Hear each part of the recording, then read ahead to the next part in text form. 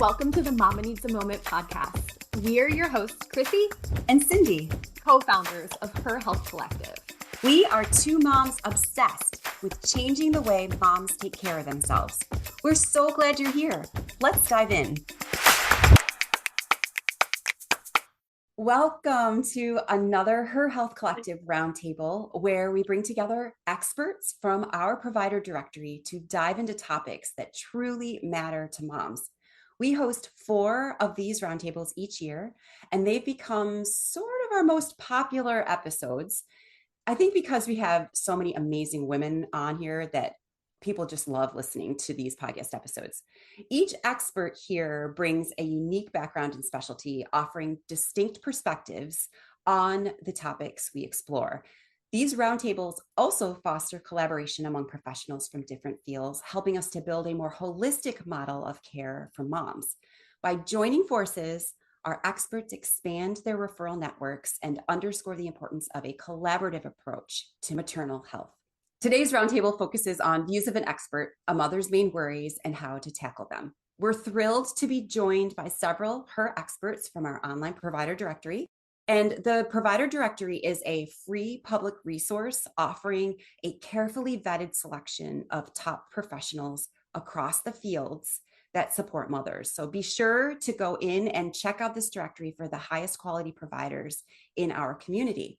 Before we get started, let's hear from each of our experts as they introduce themselves and their areas of expertise. This will also give you, the listener, a chance to hear their voice so that you'll know who's speaking throughout the discussion today. So we'll get started. I'm looking straight into the eyes of Dr. Henry. I know everyone's on the edge of your seat. Who's she calling first? And so Dr. Henry, you're it. Good to see you. Hello, I'm happy to be here. My name is Bong Henry. I am a physical therapist specializing in orthopedics. So that's your regular bones, muscle problems, as well as the pelvic floor. I have 15 years of experience helping adults in a variety of settings. And my private practice is Radiance Physical Therapy in Durham. I offer integrative pelvic health and women's health coaching services, helping women and men and people of all genders through the lifespan, mainly adults, so teens and above. So usually people see me if they're having pain with using a tampon, pain with sex. They may be an athlete trying to prepare for birth. And quite honestly, even if you don't consider yourself an athlete, preparing for birth is a very vigorous event on your body. And so is caring for small children.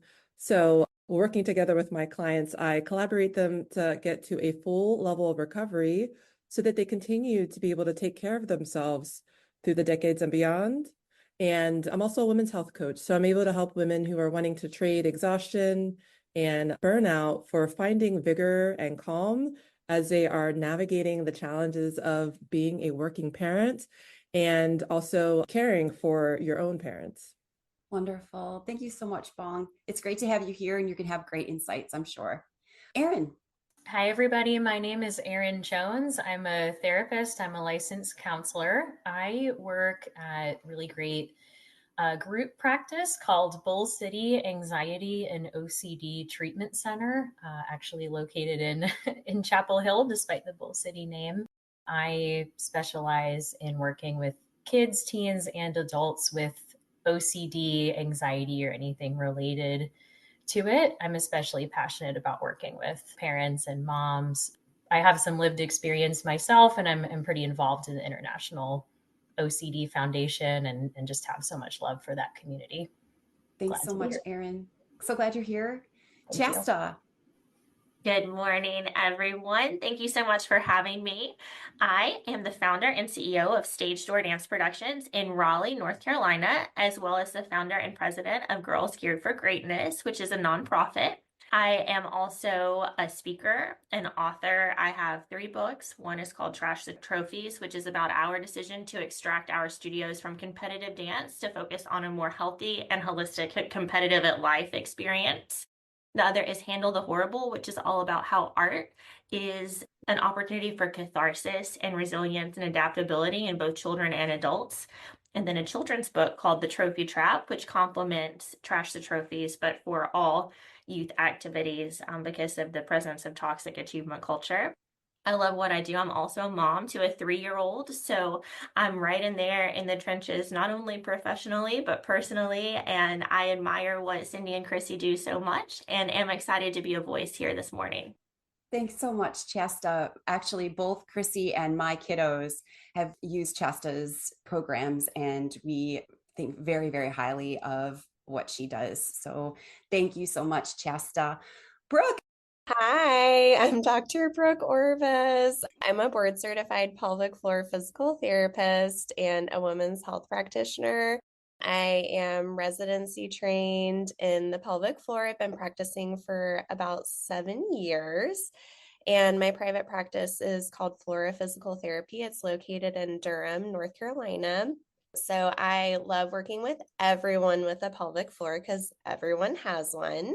Men, women, kids, the LGBTQIA plus community. So I'm really passionate about providing inclusive care, really big about being kink positive, health at every size, trauma informed. All of the things are very important, and I feel like nothing is off the table when I'm working with folks because everyone poops, pees, and has sex. So we should talk about it if you're having issues. And I'm also a mother myself. So I have a 2.5-year-old toddler, and then I'm currently pregnant with our second. What? Congratulations. She just dropped that on us. Nobody knew.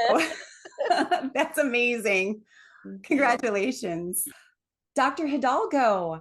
Hi, thank you for having me. Well, I am Dr. Priscilla Hidalgo. I am a psychiatrist. I have a passion for women's mental health and physician wellness, and that's usually what my practice focuses on. Even though my office is located in Raleigh, I see patients all over North Carolina and also Florida. I primarily focus on medication management and psychotherapy, but anything related to women's health, a huge buff for that. Another thing that I'm really interested in is just make sure that women and other patients can have easy access to a psychiatrist. So I made it very easy for people to get booked for an appointment with me. They can just go to my website, lookpsychiatry.com, fill out the form, and then they have access to my schedule so they can book when it's most convenient for them. So they don't have to wait until I call back, because God knows when that will happen. So I just want to make sure that I am available to help people. That's wonderful. Busy lives, right? Yes. Thanks so much. Kristen. Yes, thank God for calendars that can book themselves. Thanks for having me. I'm excited to be here with you all. What a great group of people. I am Kristen Baker. I am the founder of KB Coaching and also Lumo, a co-founder of Lumo. KB Coaching is my business, my private executive coaching business that I've been running for about 9 years here in Durham, North Carolina, where I specialize in taking care of working moms who struggle to prioritize and reconnect with themselves. And I'm all about moms getting to have a lot more fun, because I was once a mom that was having no fun, and I was really mad about it. So, coaching saved me, and that's why I do what I do. I also have a business called Lumo, which is short for Luscious Mother. Don't tell anybody, that never would get through the corporate filters. But that's why we changed the name. But that's more leadership development, partnering with companies to support working parents so that moms aren't doing that out of their wallet. That's our sneaky way of really like transforming the workplace culture to make it more inclusive and more supportive of, parenting when we are on a 7:15 to 2:15 schedule. I mean, that's my kids' schedule. I work from 9 to 5. So we try to do things to make that easier on parents and really be an advocate for parents in every way that we can. Super. Thank you so much. Glad to have you here. Dr. Hutchinson. Hi, good morning. Thanks for having me. Yeah, I'm Dr. Catherine Hutchinson, and I am a clinical psychologist. I am one of the senior clinicians at Peak City Psychology in Apex, North Carolina. And I have always specialized in parenting stress, and particularly in mothers. And I see moms all the way from sort of the perinatal, postpartum period, all the way up through childhood into the transition to college and into even parenting adult children. So that is what I do. And I'm also a mom myself. My kids are a little older. They are 17 and 20. Moms often recognize the need to encourage extracurricular activities in their children. These activities contribute to a child's overall development, their well-being, Benefits can include building social skills, building confidence, exposure to new skills, stress relief, so many more. I know I see it in my own 7-year-old, and that child actually, when I pick her up from school and we don't have an extracurricular plan for afterwards, she's like angry at us. She just wants something to do every day. And I'm like, I can't do that. So extracurriculars are important for a variety of reasons. That being said, it's also crucial to avoid overloading children with too many commitments. Because as I just said, they'll say, keep giving it to me, because it can lead to stress or burnout of them or of me, being honest here. And in addition to that, a lot of extracurriculars, and this is what I'm really excited to dive into, can have a bit of a toxic culture. And that can be very worrying as a parent as you're deciding, is this something, I know my child is passionate about this sport or activity. Is this something I really want to, put in their world because of certain things I've heard about this industry? So I'm going to turn to Chasta, who just is a beacon in this world and being able to talk about this topic. So Chasta, many parents are concerned about finding healthy extracurricular activities for their kids without falling into a toxic achievement culture or groupthink. Will you please explain what we're talking about with these terms in regards to this topic, and how can parents safeguard their kids against these pressures? Absolutely. Thank you, Chrissy. So, children's activities, they are varied. There's so many opportunities. And I always say that parents are typically always going to operate in what they feel or what they have learned might be in the best interest of their child. So, similar to these facades of society, there's so many facades of children's activities that we can peel back and revisit and reconsider so that we can make sure that not only are we teaching children skills, but that we're cultivating leadership, advocacy, self-confidence, teamwork, all of those really great skills that extracurriculars can provide when they're leveraged correctly. I think the 4 things that parents want to look for when they are pursuing activities is knowledge, right? Does the institution or activity have the skill set to teach the skill? But beyond that skill, like how are they using the skill to teach other valuable lessons to make it really meaningful? Also, safety, right? How does this center promote a transparent culture?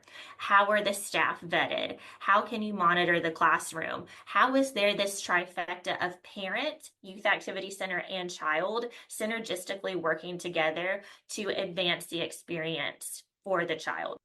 Also, belonging. Belonging is so important to me because I think where we fall victim in children's activity centers is there's othering, whether it's conscious othering or unconscious othering.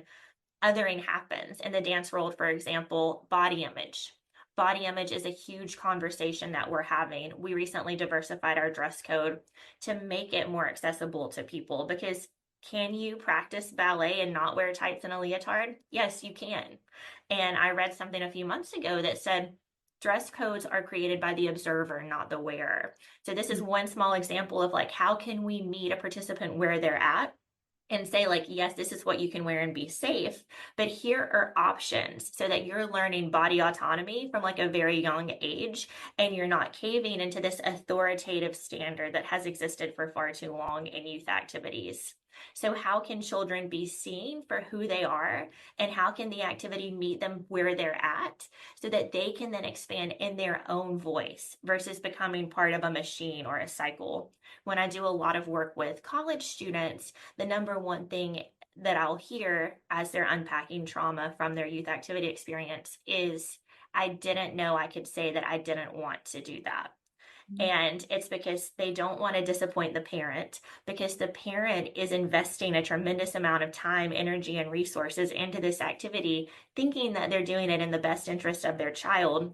They don't want to say it to the activity because of this authoritative standard of not speaking out or up. Like they don't feel comfortable saying, I don't want to wear that costume, or I don't feel like that move is something that I should be doing. So it's this cycle that we have to strip back and reconsider. And then ultimately ROI, right? What is the return on investment? What is this child going to take away in 5, 10, 15 years from being a part of this experience?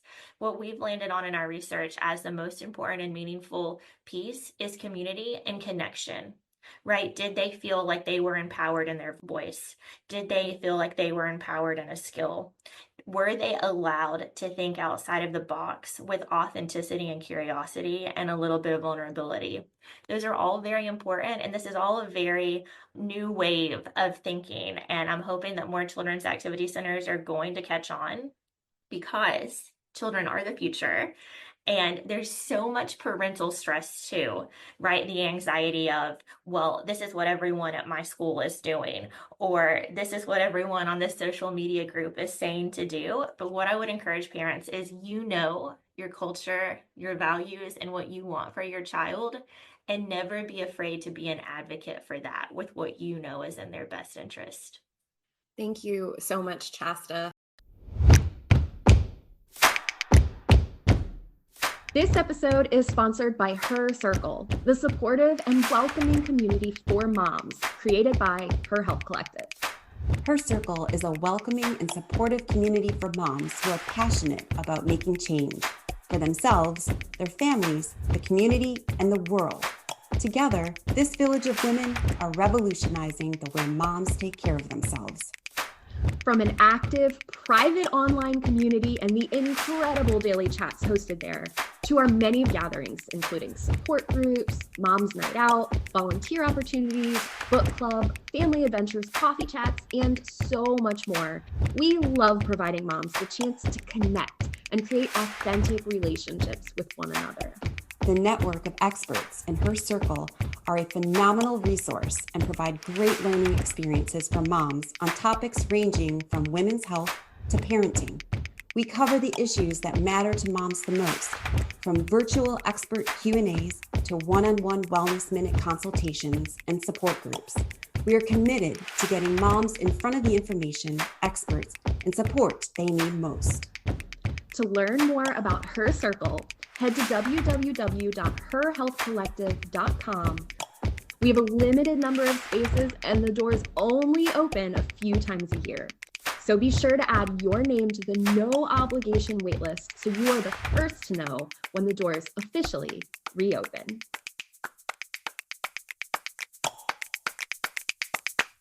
There is a lot of external pressures around extracurricular activities for the parent and the child. I see it with my own kiddo.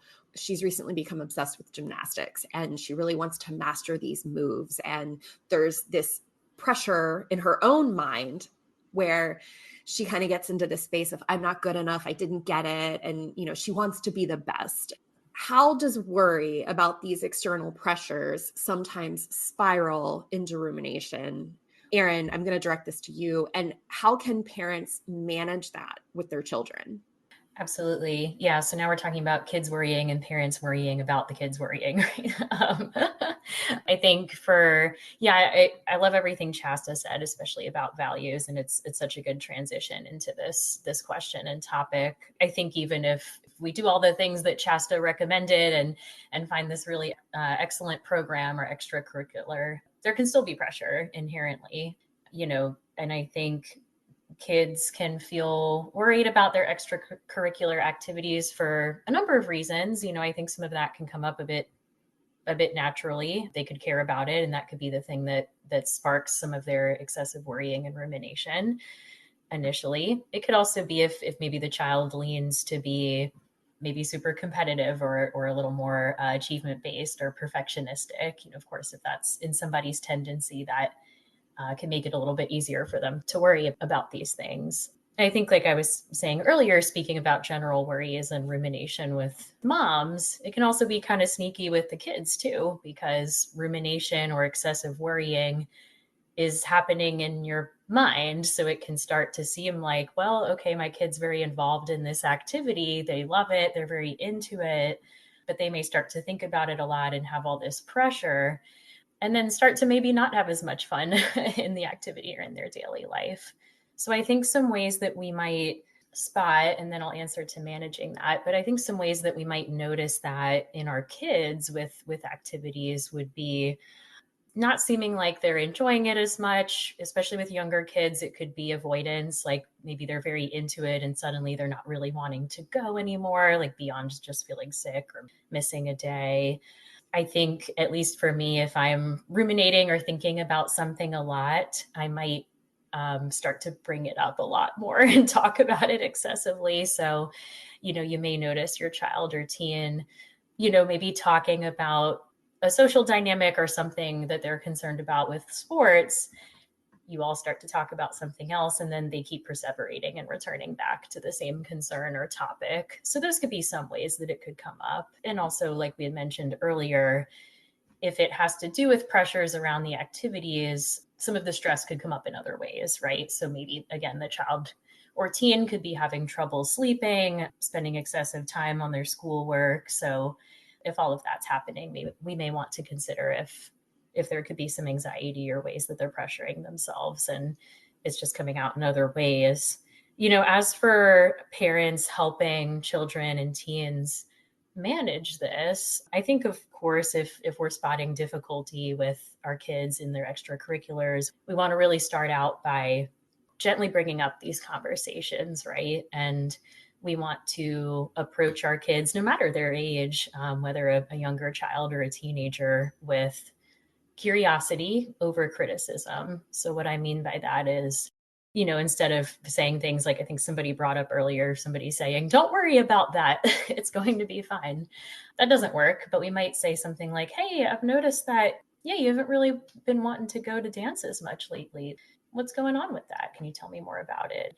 Or, hey, you've been bringing up the soccer game quite a bit recently. Can you tell me more about that? And hopefully that type of dialogue, rather than, again, being critical, will help your child feel more comfortable discussing these topics with you. If you find that your child is really ruminating or worrying excessively about their extracurriculars, you want to help collaborate with them and try to determine together if it is something that could be, addressed or not. What I mean by that is my kid worrying about something that I can help talk to their coach or their extracurricular leaders about, or help them find a solution? Or are they worrying about something that maybe doesn't have an answer to it? For example, how is the basketball game going to go? How am I going to perform? We don't know that. But then if that's the case, I think that we can just really validate what our child is saying. Like, it's so hard when you don't know what's going to happen. I often feel the same way. Hey, I'm going to be here for you, and I know you're going to do the best you can.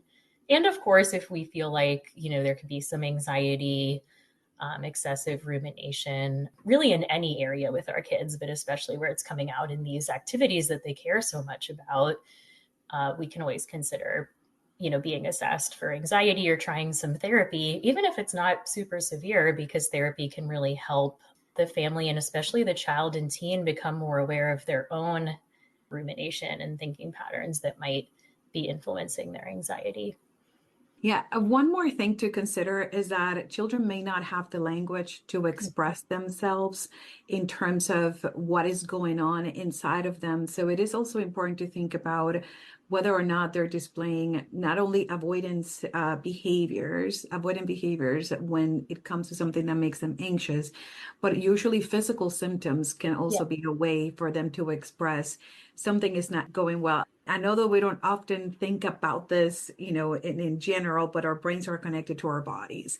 And in the same way that people can experience stomach upset and adults can experience that could actually be more frequent in children as a way of demonstrating the distress that they experience. So paying attention to things like that can also be really helpful if you know that your child may not have the language to really express how they're feeling inside. Absolutely. Thank you for that, both Erin and Dr. Hidalgo. It can be difficult for a parent to not get caught up in societal pressures and future thinking, not talking about myself here at all. I'm very much talking about myself. Knowing that participation in extracurricular activities can strengthen college applications. Universities often look for well-rounded students who have engaged in activities outside of academics. I remember this when I was teaching high school. I had freshmen coming in, and the amount of things that they were doing outside of school and the amount of pressure they put on themselves was out of this world. I sometimes just felt tears pricking in the back of my eyes as I listened to them share their anxieties about some of these things. Certain skills and experiences gained through extracurriculars, such as leadership, teamwork, or creativity, are valuable in future careers, but also there's a limit. There has to be a line. And I saw in many cases where parents were just putting so much pressure on the kids to do all these things for these college applications because you have to get in the best school. And there was just so much pressure on the kids. Dr. Catherine, what advice would you give to moms who want the best for their children, but can inadvertently add to that toxic achievement? This is such a good question.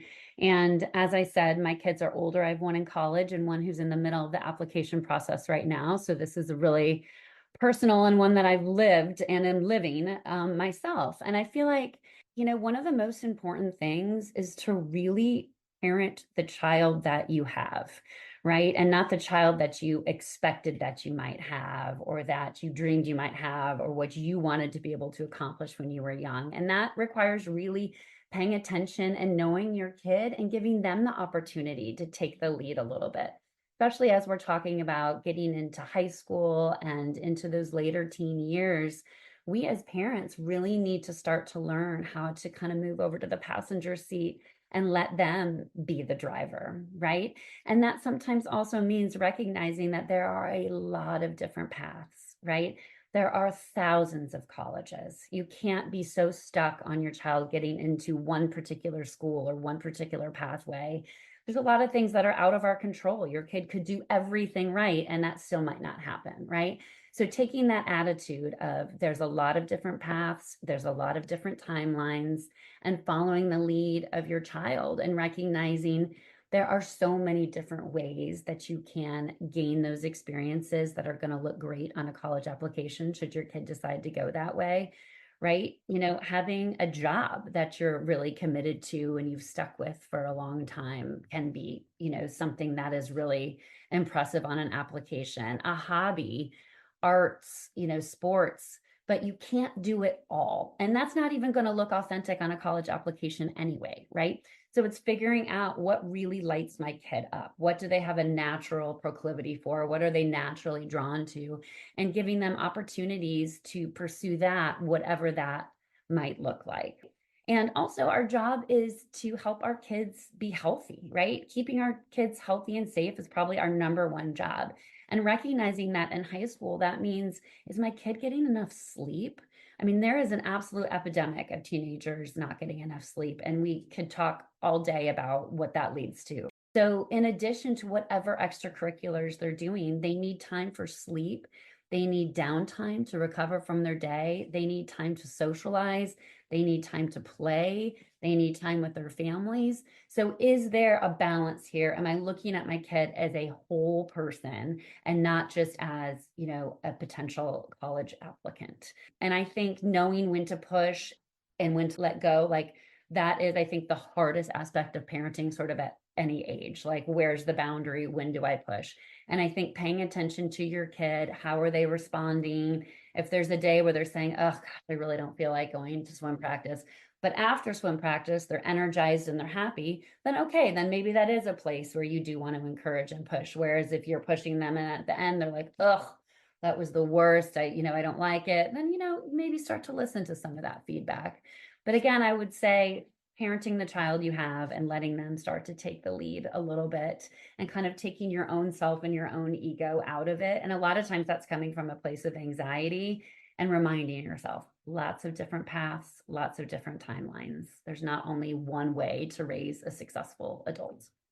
Oh my gosh, Dr. Catherine, I feel like you're talking directly to me. I have a high schooler, just started high school. And so all of this is coming into play. And all that you said was just amazing. Thank you so much for sharing that. And it was a great transition into the next question, because you had mentioned health concerns and sleep and making sure that they're eating nutritious foods.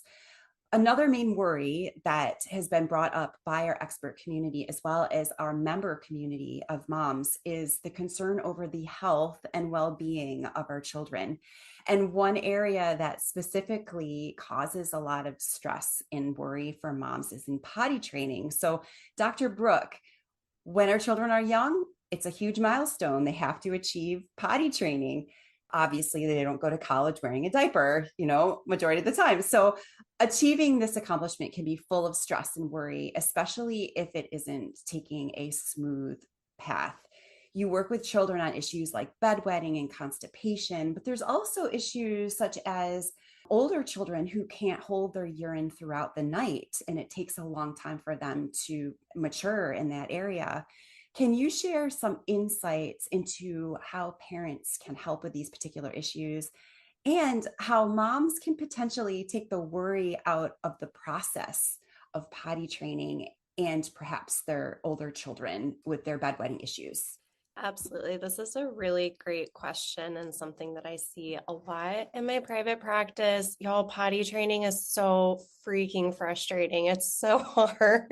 But if there's one thing I could stress to parents that are in this season of life, and I am in this season of life with you, I promise I'm like riding the struggle bus with you, is that your child will figure it out. They will figure it out. I can't emphasize enough that children that I see in the clinic for pelvic floor issues like constipation, bedwetting, all of these things, a lot of times they actually pop up during the season of life when these families are trying to get their kiddo potty trained. This is when a ton of these things start. And for a lot of children, they can actually continue into adulthood. I just feel like there's so much pressure as a parent. You have to have your child potty trained at a certain age because of the current systems or lack thereof that we have in place when it comes to childcare and parental support here in the US. A lot of families feel really pressured by their childcare that they have in place to have their child potty trained in time to start daycare or preschool. But the fact of the matter is, most children don't have the ability to stay dry through the night until they're 4 to 5 years old. So I just want everybody to know that that is very normal developmentally. And there are a lot of specific things that actually need to be in place. Your child has to developmentally be able to do in order for potty training to even be developmentally appropriate. They need to be able to actually verbally communicate with you. If they're not talking, how can you expect for them to tell you when they need to use the toilet? Being curious and actually interested in using the toilet. If your child is afraid of the toilet, potty training is probably not going to go super well. And then actually expressing discomfort when their diaper is soiled or wet. If it's not bothering them, then why would they actually want to use the toilet? So again, there's all of these things that actually have to take place in order for your child to be exhibiting yes, I am actually ready to begin potty training. And so again, I feel the biggest thing I want parents to take away is that yes, it's definitely more convenient for potty training to occur earlier, but no one gets a medal or award typically for learning how to poop or pee early. So that's something I emphasize with parents a lot is it's really great if we can learn how to poop or pee at 2 years old.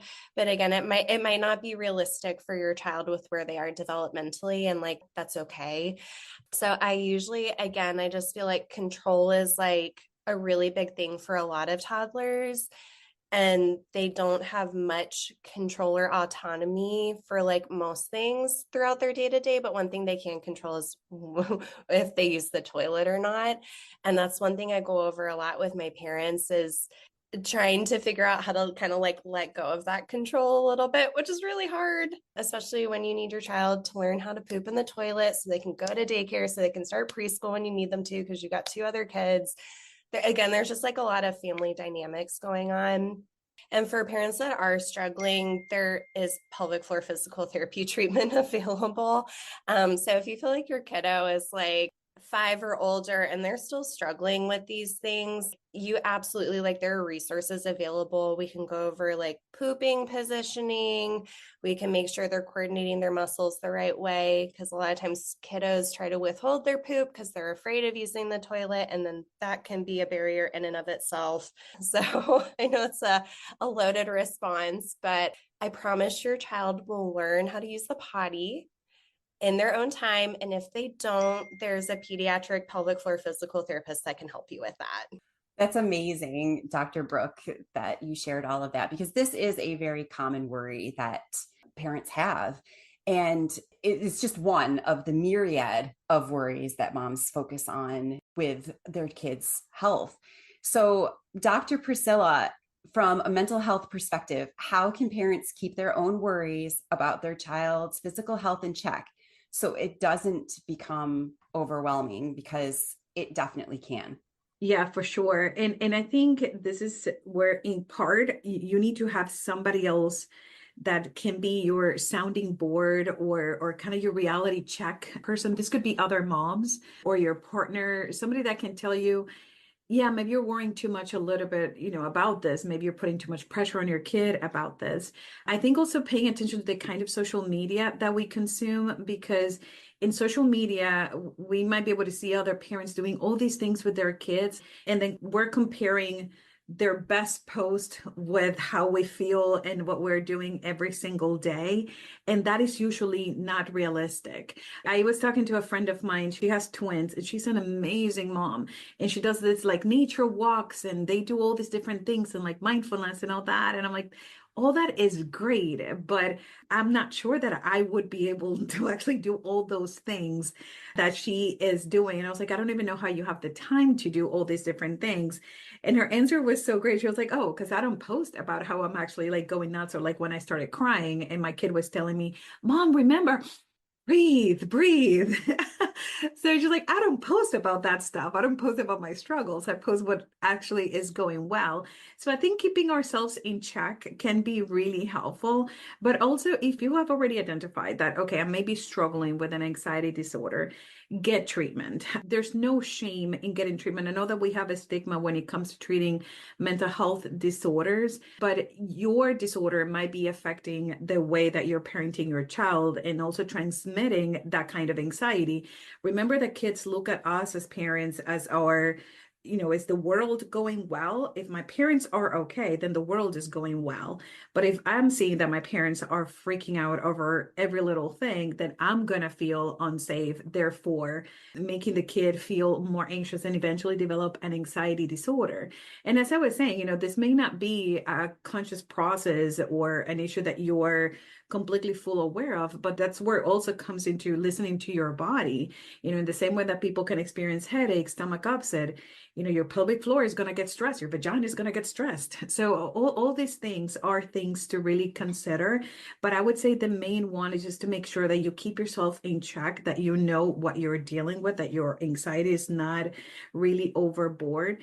And in the same way that you're practicing being kind to yourself, teaching that to your kid can also be very helpful. Because if the kid learns how to be kind to themselves, then they're going to be better equipped to deal with challenges later on in life. I love that so much. There's a lot of gold nuggets in that conversation there. So thank you everyone for that. The final topic that we kind of want to dive into is one that gets a lot of slack lately. It's quote unquote balancing work and family life, which the word balance isn't always accepted anymore. But we're going to talk about balancing work and family life because it's a common source of worry for many mothers who often feel stretched really thin trying to manage both of these roles. Dr. Catherine, from a mental health perspective, what are some strategies you recommend for reducing this worry and finding a healthier mindset when it comes to balancing professional and family responsibilities? A huge shout out to our Patreon subscribers. Your support truly means the world to us. Thanks to you, we are able to continue the weekly production of Mama Needs a Moment and getting this valuable information from these incredible guests out to you, our listeners. This final question has been recorded as a bonus and is available for our Patreon subscribers to go listen to right now. Be sure to log into your Patreon account and have a listen. If you're not a subscriber, we'd love to have you. The link is in the show notes. Thank you to each of our expert panelists for joining us today and sharing your insights on a mom's primary worries and how to address them.